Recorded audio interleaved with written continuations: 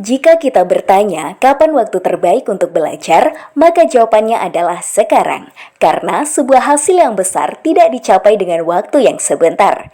Assalamualaikum warahmatullahi wabarakatuh. Salam Om Swastiastu, Namo Buddhaya, salam kebajikan. Halo sahabat pendidikan dimanapun berada, kembali lagi di channel saya dalam mata kuliah Teori Sastra. Di video kali ini, pembahasan kita adalah tentang teori psikologi sastra. Yuk langsung aja kita bahas bersama-sama. Salah satu tokoh yang berpengaruh dalam teori psikologi sastra adalah Sigmund Freud. Sigmund Freud berpendapat bahwa psikologi sastra adalah alam bawah sadar. Sastra adalah proses pembentukan mimpi yang secara tidak langsung memberi kepuasan bagi pengarang maupun pembaca. Teori Sigmund Freud ini disebut juga dengan teori psikoanalisis, di mana teori ini berhubungan dengan fungsi perkembangan mental manusia.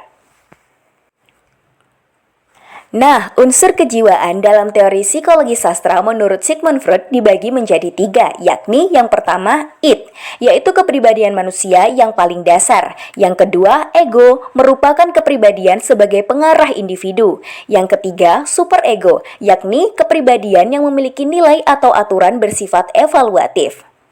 Sedangkan tujuan dari psikologi sastra ini sendiri, yakni yang pertama, melihat ketidakaturan, perubahan, dan distorsi atau penyimpangan. Yang kedua, memberikan analisis psikologis terhadap tokoh dalam karya sastra. Dan yang ketiga, memberikan kesimpulan terkait kondisi jiwa pengarang. Psikologi sastra adalah analisis teks dengan mempertimbangkan relevansi dan peranan studi psikologis. Artinya, psikologi turut berperan penting dalam penganalisisan sebuah karya sastra dengan bekerja dari sudut kejiwaan karya sastra tersebut, baik dari unsur pengarang, tokoh, maupun pembacanya.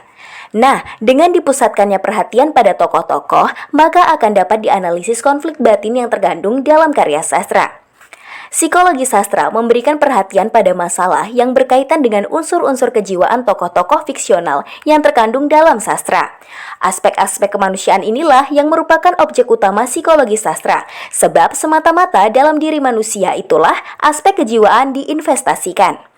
Penelitian psikologi sastra dilakukan melalui 2 cara. Yang pertama, melalui pemahaman teori-teori psikologi, kemudian diadakan analisis terhadap suatu karya.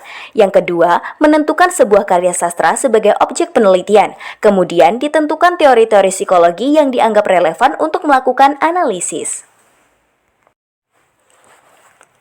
Selanjutnya, yakni analisis puisi Sajak Putih karya Chairil Anwar dengan teori psikologi sastra. Ini dia puisinya.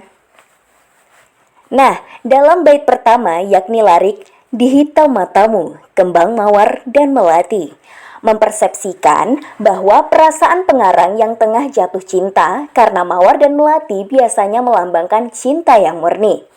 Di bait kedua pada larik sepi menyanyi, malam dalam mendoa tiba, menggambarkan perasaan pengarang yang sedang rindu dengan kekasihnya hingga setiap malam ia terus berdoa. Sedangkan di bait ketiga yakni pada larik selama kau darah mengalir dari luka, antara kita mati datang tidak terbelah, menafsirkan bahwa cinta dari 2 insan ini adalah cinta yang besar hingga mati pun tak akan terpisahkan. Baik, cukup sekian penyampaian materi tentang teori psikologi sastra. Semoga apa yang sudah disampaikan dapat bermanfaat bagi kita semua. Terima kasih, sampai berjumpa di video berikutnya. Wassalamualaikum warahmatullahi wabarakatuh.